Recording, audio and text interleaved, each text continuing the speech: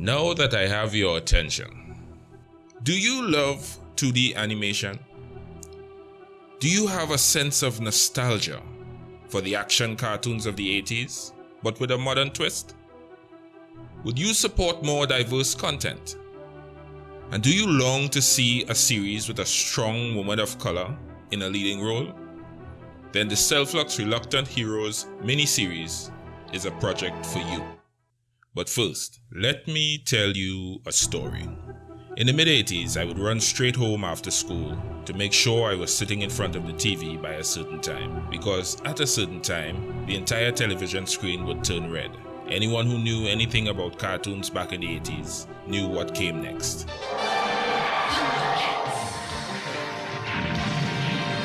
The 80s was literally one of the best times of my life. This was my introduction to 80s cartoons.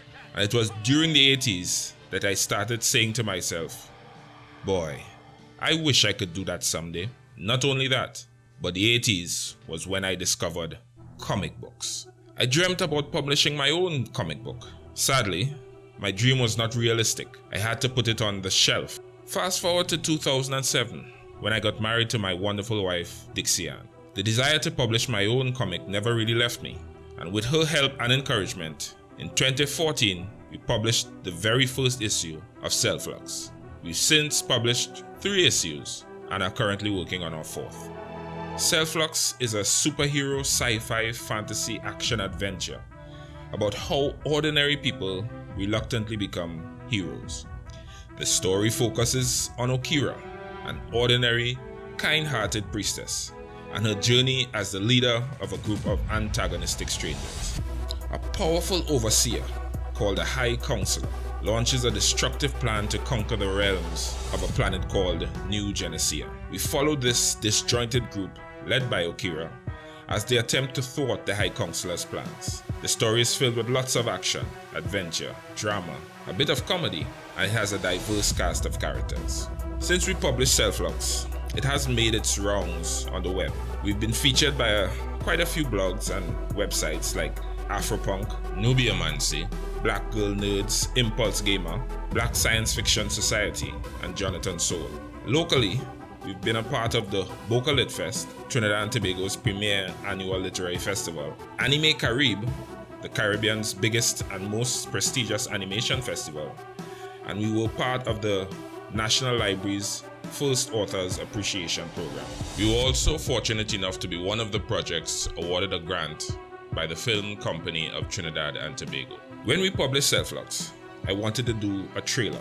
I wanted a hand-drawn, animated, 80s style trailer. When you have a burning desire to create, you find a way to make it happen. I thought about that little boy sitting in front of the television all those years ago, and how he dreamed of doing something someday, and realized that that little boy's time had come. I was going to teach myself how to do 2D hand-drawn animation. And I did just that.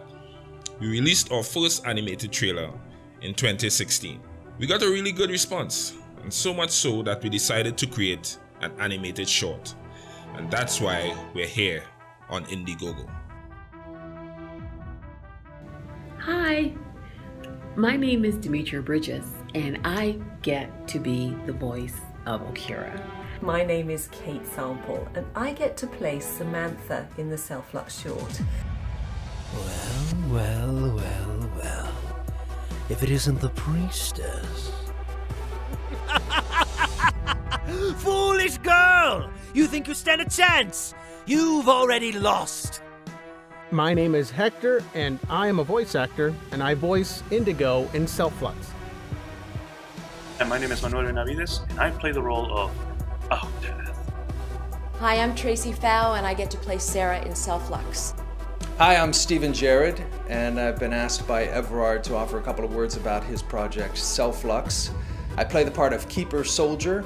It's a very small part, but I'm promised by Everard that there will be a sequel, and Keeper Soldier is going to be the main character next time around. So, super excited about Celflux, thrilled to be a part of it.